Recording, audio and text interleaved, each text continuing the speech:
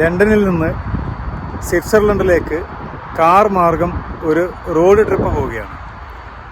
6 രാജ്യങ്ങൾ കവർ ചെയ്യും എന്നാണ് പ്ലാൻ ചെയ്തിട്ടുള്ളത്. ഫ്രാൻസ്, ബെൽജിയം, ലക്സംബർഗ്, ജർമ്മനി, ലിechtenstein, പിന്നെ സ്വിറ്റ്സർലൻഡ്. അങ്ങനെ കാര്യമായി പ്ലാൻ ചെയ്തിട്ടുള്ള ട്രിപ്പൊന്നുമല്ല.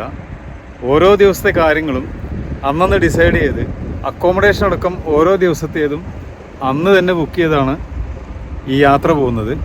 ഇതിൽ എൻ്റെ കൂടെ എൻ്റെ വൈഫ് മാത്രമേ ഉള്ളൂ. എന്തായാലും ഞങ്ങളൊന്ന് കറങ്ങി നോക്കട്ടെ, കാണാം. കാറിൽ തന്നെ കേബിൾ കണക്ട് ചെയ്ത് വെള്ളം ചൂടാക്കാവുന്ന ഒരു ഫ്ലാസ്കും അതുപോലെയുള്ള ഒരു ഓവനുമായിട്ടാണ് ഞങ്ങളുടെ യാത്ര. 5 മിനിറ്റ് മതി ഫ്രോസൺ ഫുഡ് എന്ത് തന്നെ ആയാലും, റൈസോ ബിരിയാണിയോ ഒക്കെ ഈ ഓവനിൽ ചൂടാക്കിയെടുക്കാം. നമ്മുടെ ഇഷ്ടത്തിനനുസരിച്ചുള്ള ഭക്ഷണം എല്ലാ രാജ്യത്തും ലഭിക്കണമെന്നില്ല. അതുകൊണ്ട് ഇങ്ങനെയുള്ള 1-2 ഉപകരണങ്ങളും കുറച്ച് ഫ്രോസൺ ഫുഡ് തണുപ്പ് പോകാത്ത കണ്ടെയ്നറിൽ സൂക്ഷിച്ച് യാത്ര ചെയ്തുകൊണ്ട് എല്ലാ സമയത്തും നമ്മുടെ ഇഷ്ടഭക്ഷണം തന്നെ കഴിക്കാൻ സാധിച്ചു എന്നുള്ളത് വലിയൊരു സൗകര്യമായി.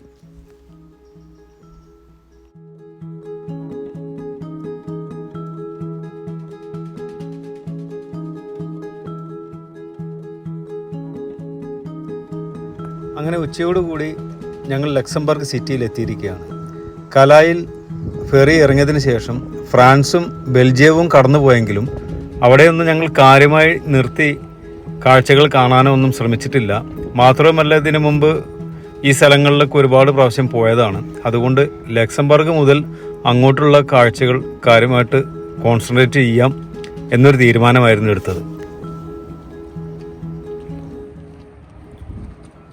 വളരെ ചെറിയ ഒരു രാജ്യമാണ് ലക്സംബർഗ്. ഈ ഒരു സിറ്റിയും പരിസരവും തന്നെയാണ് ഈ കൺട്രി. എന്നാൽ സാമ്പത്തികമായിട്ട് വളരെ സെറ്റിൽഡാണ്. അതുപോലെ ആൾക്കാരൊക്കെ വളരെ ഹാപ്പിയാണ്. ഇവിടുത്തെ പബ്ലിക് ട്രാൻസ്പോർട്ട് പൊതുജനങ്ങൾക്ക് ഫ്രീ ആണ് എന്നുള്ളതാണ് ഇവിടുത്തെ ഒരു പ്രത്യേകത. അങ്ങനെ ഒരുപാട് സ്പെഷ്യാലിറ്റീസ് ഈ സിറ്റിക്കുണ്ട്.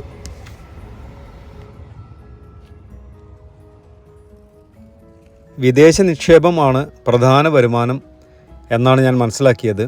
അതുപോലെ ഒരുപാട് ടൂറിസ്റ്റുകളും ഈ രാജ്യത്ത് ദിവസേന വരുന്നുണ്ട്.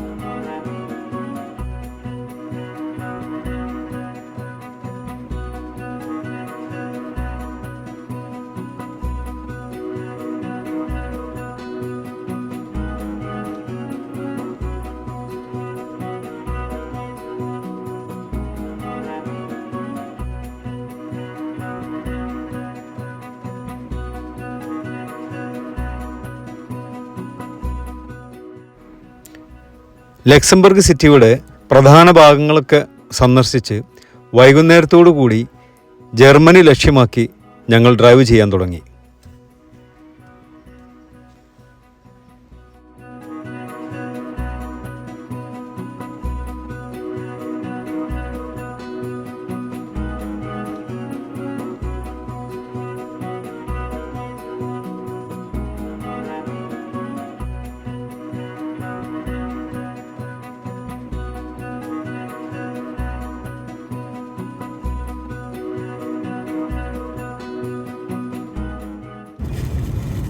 ജർമ്മനി യൂറോപ്പിലെ വലിയൊരു രാജ്യമാണ്. ചെറുതും വലുതുമായിട്ടുള്ള ഒരുപാട് സിറ്റികൾ ജർമ്മനിയിലുണ്ട്. എല്ലാ സിറ്റികളൊന്നും ഈ ട്രിപ്പിൽ കവർ ചെയ്യുക എന്നത് പ്രാക്ടിക്കലായിട്ടുള്ള കാര്യമല്ല. ഞങ്ങളുടെ റൂട്ടിൽ ജർമ്മനി കവർ ചെയ്യുമ്പോൾ ബ്ലാക്ക് ഫോറസ്റ്റ് എന്നൊരു സ്ഥലമുണ്ട്. അത് വളരെ രസകരമായിട്ടുള്ളൊരു സ്ഥലമാണ്. അതുകൊണ്ട് ബ്ലാക്ക് ഫോറസ്റ്റിലെ കാഴ്ചകളൊക്കെ കണ്ട് പോകാം എന്നാണ് പ്ലാൻ ചെയ്തിട്ടുള്ളത്.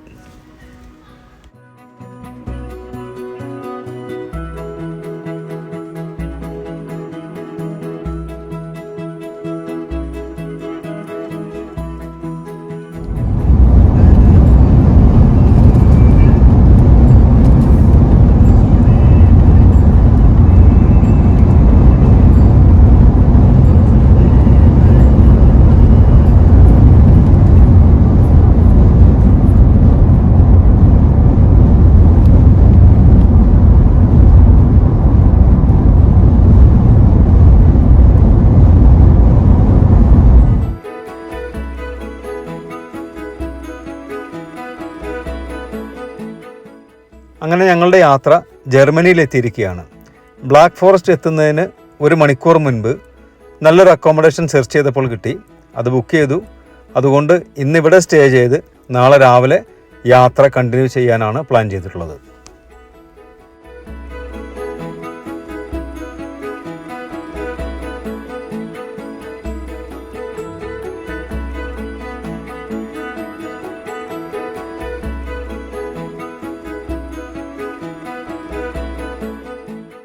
ജർമ്മൻ ട്രഡീഷണൽ സ്റ്റൈലിലുള്ള ബ്രേക്ക്ഫാസ്റ്റ് കഴിച്ച് രാവിലെ തന്നെ ബ്ലാക്ക് ഫോറസ്റ്റ് ലക്ഷ്യമാക്കി യാത്ര തുടരുകയാണ്.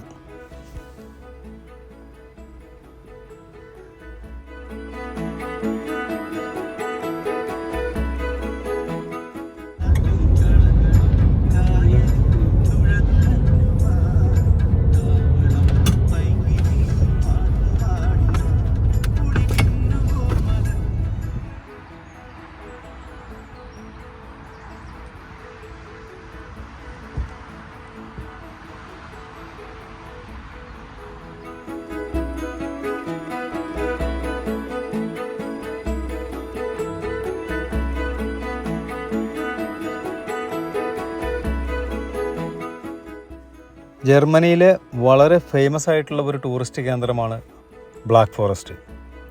ഈ സ്ഥലം മറ്റ് പല കാര്യങ്ങൾക്കും ഫേമസ് ആണ്. നമുക്കവിടെ ചെന്നാൽ പല കാഴ്ചകളും കാണാനുണ്ട്.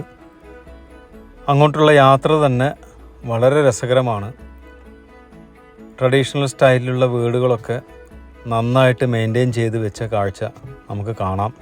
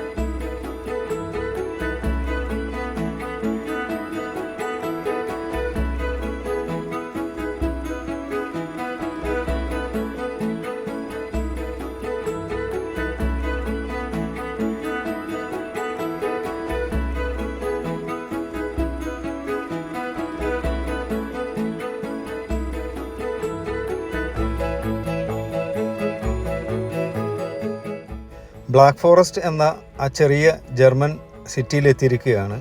ഒരു സിറ്റി എന്ന് പറയാൻ പറ്റില്ല, ഒരു ഹിൽ സ്റ്റേഷനാണ്. ഒരുപാട് നല്ല രസകരമായ കാഴ്ചകളൊക്കെ ഇവിടെ ഉണ്ട്. വെള്ളച്ചാട്ടവും അരുവിയും ഒക്കെ ഇവിടെ തന്നെ കാണാം.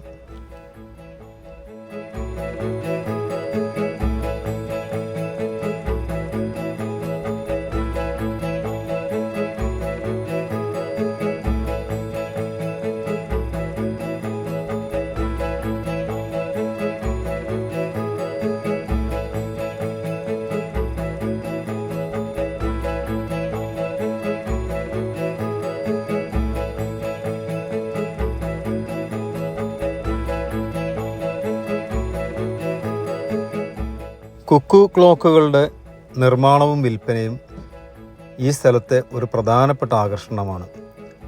അതിനുവേണ്ടി ഒരു മ്യൂസിയവും അതുപോലെ കുക്കു ക്ലോക്കിൻ്റെ ഷോയും ഒരുപാട് കാര്യങ്ങൾ ഇവിടെ ഉണ്ട്.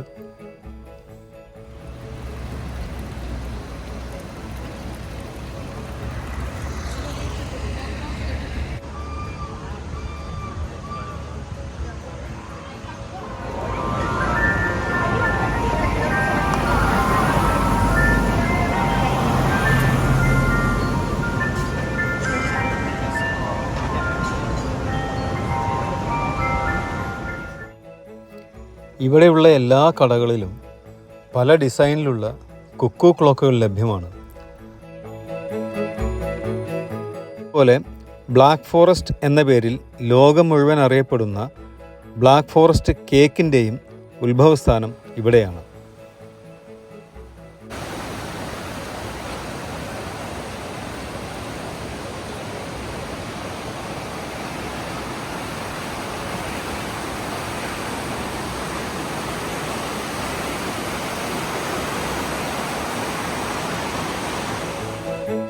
അങ്ങനെ ബ്ലാക്ക് ഫോറസ്റ്റിൽ കുറേ സമയം ചെലവഴിച്ച് അടുത്ത ലക്ഷ്യസ്ഥാനമായ സ്വിറ്റ്സർലൻഡിലേക്ക് യാത്ര തുടരുകയാണ്.